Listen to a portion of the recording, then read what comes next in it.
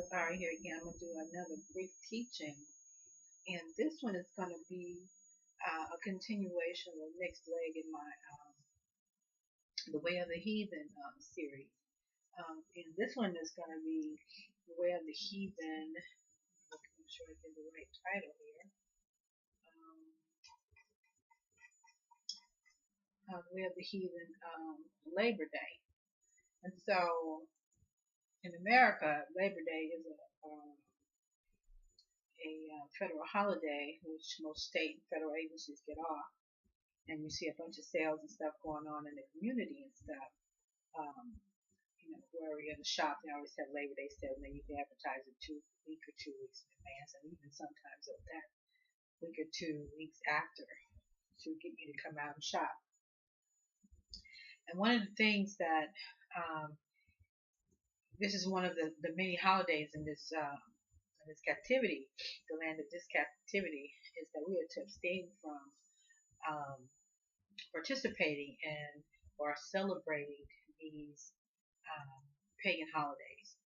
And for Labor Day, it has no real significance in a spiritual manner as far as biblically, or has its issues of pagan worship. But as far as we're concerned, residing here in the United States and in other countries where we are, the history of Labor Day is tainted with historical facts that represent treatment of the descendant of slaves during subsequent to 1865, in which we were exposed to Jim Crow laws and labor concerning labor relations or race relations within the country. And so in 1942, this is after World War II, actually, I should say after World War II, and during World War II, blacks, specifically women, had to enter the labor force. And because of the Jim Crow laws that were rampant in the South, a lot of blacks migrated west, northwest. And when they migrated northwest, they came into working in shipyards on the East Bay. And in specific, the shipyards where we were subjected to the same Jim Crow laws. They were official laws, or they were just the culture in which we found ourselves living in, our ancestors did, and how we were exposed to discrimination within the workforce. So the labor laws that were actually passed, those labor laws, in essence, did not affect the quality or the experience or the pay that we got in relation to our counterparts, our white counterparts. Because of the time in the country and the Jim Crow laws were still in full effect all over the country, blacks were discriminated against and were not paid and were not given opportunity as a result of these so-called labor laws. Okay, so let's read a little bit of this and see what we come up with. So, and this article this paper I'm going to be reading for is actually written by Professor Leon Litwack, and it's called Jim Crow, Shipyards, Black Labor and Race Relations. Black labor and race relations in East Bay shipping yards during World War II. And so he gives a whole slew of circumstances, why there was this migration to the West, Pacific Coast, California, those areas there, and what kind of treatment, and because of Jim Crow laws, how it severely restricted the possibility of social and economic mobility for blacks. And in particular, in this article, he's talking about the work as blacks from the South came to work in the Kaiser and Moore dry dock shipyards. And it says many came with the intention of making better lives for themselves because Jim Crow laws throughout the South severely restricted the possibility of social and economic mobility for blacks. And he says here, he said, although the shipping industry on the West Coast provided relatively better economic opportunities than the Jim Crow South, blacks were still forced to adhere to subservient roles in society. They still had to confront the realities of being black. They were racially discriminated against within the workplace and in their communities. Within the shipyards, blacks were confined to menial, unskilled positions.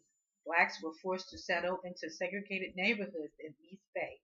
Redlining and restrictive covenants kept blacks in the older and most deteriorated sections of East Bay. So then he goes on to describe the life in the shipyards and what kind of work was done, what kind of manufacturing techniques were being done, and how blacks were kept out of skilled trades. Okay, and it says, and so prefabrication was the new technique in the yard to increase production and would then need to expand the labor pool, bringing in new workers. Prefabrication also meant specialization and the de-skilling of certain trades. For example, some trades such as the boilermaker trade require 17 different job classifications. Under prefabrication, workers began to specialize in specific levels of production. For example, welders were confined to specific kinds of welding, and electricians were assigned specific wiring jobs such as control panels or cabin lighting. While this system of production eliminated certain trades, it also made job advancement more rapid. Unskilled newcomers could advance from trainee to journeyman within a short period of time. The new system had other implications, which we're talking about prefabrication. Because blacks were subject to discriminatory practices, blacks often occupied the most unskilled and menial jobs in the shipbuilding industry. Many blacks performed the most arduous tasks, such as cleaning the yards and other outdoor work, which required hard physical labor.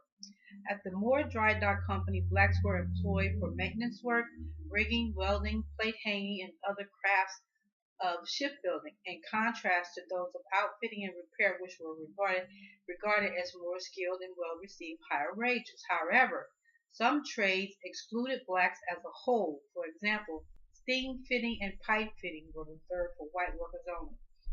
So the Labor Day celebration is celebrating the labor the labor market and how they created labor unions and how it benefited the workers and manufacturing jobs working in places like this shipping and stuff like that. And this is talking about how even during war, where blacks were needed, and specifically women were needed to move into the workforce, how they were discriminated against. Okay, so let's go a little further and look at a little bit. Okay, so here's another section: workers in the shipyards. It says the expansion of shipbuilding industries on the Pacific Coast also altered gender tradition, as black women workers were allowed to entry to the defense industries that had once excluded them. Their experience was shared with black men, as both encountered racial discrimination at Moore Dry Dock, Kaiser, and other shipyards. Black women and men alike were looked down on by white co-workers and supervisors who regarded them as inferior. Black women were often concentrated in the most physical and labor-intensive jobs.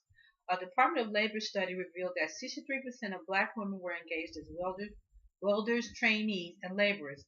In contrast, only 6% of white women worked as laborers, 9% as welder trainees, and 9% as electrician trainees. Black women's problems were compounded beyond those experienced by black men because of gender differences.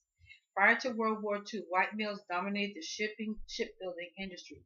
So that's just an example of the adversity that a black person, and in specific in this article talking about black women in the labor market, what they experience in addition to being segregated off into the less technical type of jobs, more labor intensive jobs, and at the same time lower wages.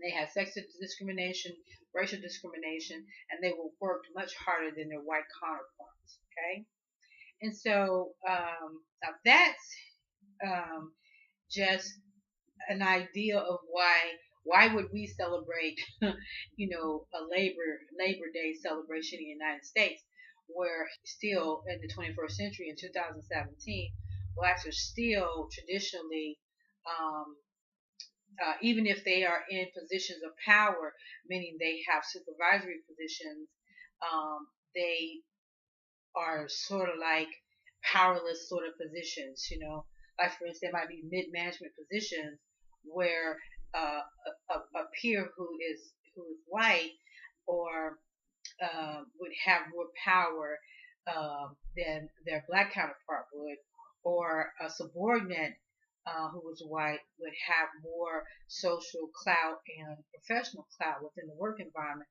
than his or her supervisor if that person happens to be black. Where I work personally, we have senior mid-level black men and women who are making well over six figures a year, right? But they have absolutely no clout, no power when it comes to make decisions for their directorate, for the division, or even as far as their branch where they may have 10 or 15 civilian employees, and then contract employees could be a number 25 to 50. So they're supervising anywhere from 40 to 70 people, whether it be contracting or combination of contracting and civilian workers, right? And they actually have no power. They're like a figurehead without power. So you see, these kind of practices are still going on in the United States. And if we go scripturally, we can look at, if we can remember Jacob when he saw Rachel and he wanted to work to gain her marriage, her hand in marriage, sort of like a working dowry. Rachel's father Laban say, okay, fine, come and work for me. You work for me 7 years, and then Rachel will be your wife. So what does Jacob do? Jacob works. And then at the end of that 7 years, he asks for his, to be paid his wages because he had served his time. And he was not afforded the hand of Rachel. As a matter of fact, he was actually tricked into taking Leah, the eldest daughter, instead of Rachel, the one who he had fell in love with.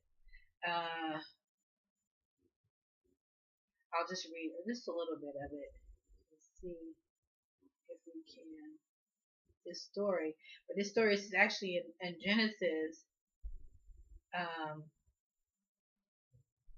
Genesis chapter 29, and I'll start at verse. Let's see. Verse 10, and when it came to pass when Jacob saw Rachel the daughter of Laban his mother's brother, and the sheep of Laban his mother's brother, that Jacob went near and rolled the stone from the well's mouth and watered the flock of Laban his mother's brother. And Jacob kissed Rachel and lifted up his voice and wept. And Jacob told Rachel that he was her father's brother, and that he was Rebekah's son, and she ran and told her father. And it came to pass when Laban heard the tidings of Jacob his sister's son, that he ran to meet and embraced him and kissed him and brought him in to his house, and he told Laban all these things. And Laban said to him, surely thou art my bone of my bone, flesh of my flesh. And he abode with him in the space of a month. And Laban said unto Jacob, because thou art my brother, shouldest thou therefore serve me for naught? Tell me, what shall thy wages be? And Laban had two daughters. The name of the elder was Leah, and the name of the younger was Rachel. And Leah was tender-eyed, and Rachel was beautiful and well-favored. And Jacob loved Rachel, and said, I will serve thee 7 years for Rachel, thy younger daughter. And Laban said, it is better that I give her to thee, than that I should give her to another man. Abide with me. And Jacob served 7 years for Rachel, and they seemed unto him but a few days for the love he had to her. And Jacob said unto Laban, Give me my wife, for my days are fulfilled, that I may go in. And Laban gathered together all the men of the place and made a feast. And it came to pass in the evening that he took Leah his daughter and brought her to him, and he went in unto her. And Laban gave unto his daughter Leah Zilpah his maid for a handmaid. And it came to pass in the morning, behold, it was Leah he had said, and he said to Laban, What is this thou hast done unto me? Did not I serve thee for Rachel? Wherefore then hast thou beguiled me? So this is another really good example of how, at the hands of an employer, you can be working towards a goal, and the rug be pulled from under you when it comes time for payment. I just wanted to use this as an example because I don't want us to always think that because we're in the land of our captivity that it's only one group of people that can do us wrong as far as, working and receiving wages for the work that we've done, right? Or being treated fairly in the workplace. I don't want us to think that this is just something that's indicative of our relationship, Israel's relationship with a Gentile nation.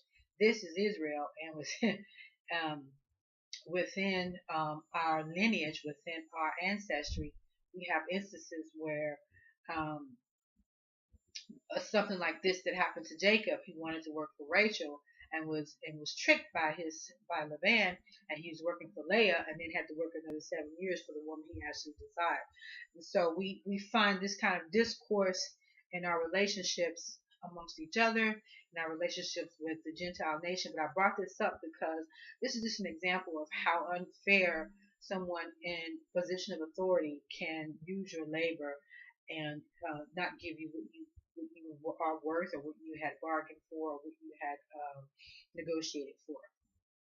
So I don't want us to get on a high horse and think we're somehow better than the Gentile nations when it comes to treating the employer or employee relationship. But in either event, we shouldn't be celebrating this type of holiday because, as I was reading, there was just no way that we were being treated and regarded as equal employees. We weren't being shown equal treatment under the law or anything like that. So let's just get back to the labor laws in the United States, and specifically in the shipyard. When the shipyard unions, it says the rise of the shipbuilding industry in the Pacific Coast was accompanied by the growth of union membership. The International Brotherhood of Boilermakers and Iron Shipbuilders and Helpers of America represents the majority of West Coast shipyards. Boilermaker union membership grew by several thousand on a national level, expanding from 26,000 in 1938 to 352,000 in 1943. The union represented 65 to 75% of all West Coast shipyard workers. At the Kaiser Shipyards in Richmond, Boilermakers Local 513, which originated during the war, had a membership exceeding 35,000 now. So now he's going to start talking about how black workers were treated in regard to these unions. So it says, however, black workers seeking union membership were blocked by outright exclusionary policies by the trade unions. Instead of integrating the new black workers into the union with other white workers, the union established separate auxiliary locals specifically for blacks, so segregation. This type of practice was common in the Jim Crow South, but had spread throughout the nation during the war years. In the East Bay, there were 3 active auxiliaries, A26, A36, and A33. And these were located in Oakland, Richmond, and San Francisco, respectively. These auxiliaries were controlled by their parent locals of the Boilermakers and steamfitter unions. The black auxiliary locals exercised no power. So they were like I was talking about with my job, is their figureheads. They had no power. They had no union vote or representation at national conventions. So they were just, they were segregated. They gave them an auxiliary, but they had no power. They had no power whatsoever to go and to negotiate for the rights of black workers. It says the Boilermaker auxiliaries established to represent black shipyard workers, were intended to maintain the status quo of black inferiority and were in a subservient position compared to white unions. In 1943, in a series of hearings conducted before the Committee of Fair Employment Practices against the International Brotherhood of Boilermakers, Professor Northrop testified as a whole, black auxiliaries policies of racial discrimination against blacks by laws of the Boilermakers Auxiliaries developed by the Executive Council of the International Brotherhood of Boilermakers contained the following 10 major discriminations. So these were on the books. Each Negro local was subservient to the nearest white local. Okay? The auxiliaries had no democratic participation in the control of the International Brotherhood of the Union. In fact, its members were not admitted to the International Brotherhood. Negro locals were denied the right to have business agents.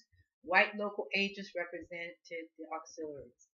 Auxiliaries were denied their own grievance committees, having to accept the committee of the nearest white local to which it could send but one representative. A severe limitation was placed upon the ability of the Negro to advance from helper to mechanic, such advancement requiring the approval of the auxiliary, the governing white local, and the international president. So this was almost impossible for them to get promoted. Insurance programs paid less benefits to the Negro. Negroes could not subscribe to increased insurance as whites could. Negroes were denied the right to transfer except to other auxiliaries. Negro apprenticeships were excluded. Negroes were punished for creating disturbances in lodge rooms. No such restriction appeared in the white bylaws. Negroes were discriminated against due to age. Whites could be admitted between 16 and 70 years of age, while Negroes could be admitted between 16 and 60 years of age. So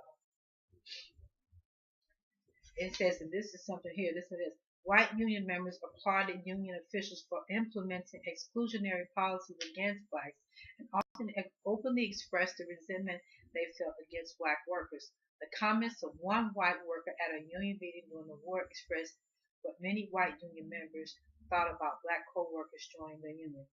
The officers of this union can do what they want about a lot of things as far as I'm concerned. This is what he said. But I sure will be here shouting if they try to let those niggers in. It's all I ask of them that they keep those black boys out. That was what, and such outbursts served to reinforce the racial prejudice against blacks in the shipyards and extended to all areas of defense industry. So this was the treatment of blacks who migrated from the South to escape Jim Crow to the Northwest shipping yards on the Pacific Coast for work. And so these were just some of the discriminatory practices and the culture in which blacks migrated to find work in this country. So Labor Day is not something that inherently meant that that the unions formed or created would represent blacks in an equal manner as they would other races of people. So, so we really have no reason to celebrate such a holiday anywhere in this country. As we know, blacks can't even take a knee in protesting without being, ostracized, not being able to find a job in the NFL. Like Colin Kaepernick is experiencing now. So in regard to other scripture for this Labor Day, I'm trying to make this correlation, is that we use the story of Jacob and how he served the man for a total of 14 years in order to get the wife he had initially negotiated for, which was Rachel. And this is just something that if blacks had known, I believe that if blacks had known that they were and segregated when they went to apply for these jobs in the shipyards in the 40s and during World War II, not saying they wouldn't have taken the job, but they would not have had any expectations other than what they received. That being said, it goes to the heart of employer-employee relationships, and it goes to the heart of letting your yes mean yes, your no mean no, meaning that your communication between an employer and employee should be specific, it should be clear, and it should be honest, right? And that was something that you didn't see. We didn't read when we read the story between Laban and Jacob. He thought that he was going to have Rachel as his wife after 7 years, but instead he was given Leah. He was tricked. And had to work an additional 7 years to gain Rachel based on tradition or culture or whatever.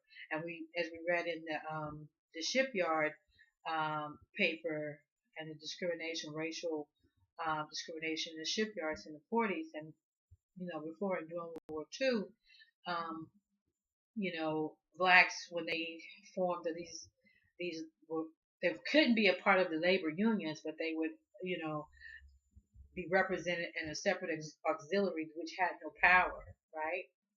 And so the assumption was is when they were joining these unions and they had separate auxiliaries to represent blacks, they were just figureheads. They had no power, they had no rights, they didn't have power within the organization to lobby for promotions or for more training or anything like that. They were treated horribly. And the same thing we see when we look at the story of Jacob. Even though he said the 7 years he worked for Rachel didn't seem like 7 years, he had worked diligently before me to do this, working for Laban, and he was, in the end, he was not rewarded for the work that he was done. The same can be said about the shipyards for the black workers. They were working harder than their white counterparts, but because of tradition and culture and Jim Crow, they were relegated to segregation in all areas, in treatment, in pay, and lodging, and promotion potential, and expanding their expertise in whichever field. So we really have no reason to really, in my opinion, we really have no reason to really celebrate Labor Day in the United States, because it was a time when organized labor was to benefit the worker, and the black worker got no benefits from it. Yes, they got to work and they got paid, but they weren't being paid uh, correct pay for the work they were doing. They were treated less than human. They were segregated. They were relegated to the poorest neighborhoods. And furthermore, let's look a little further here, and we can see. I'll read to you where even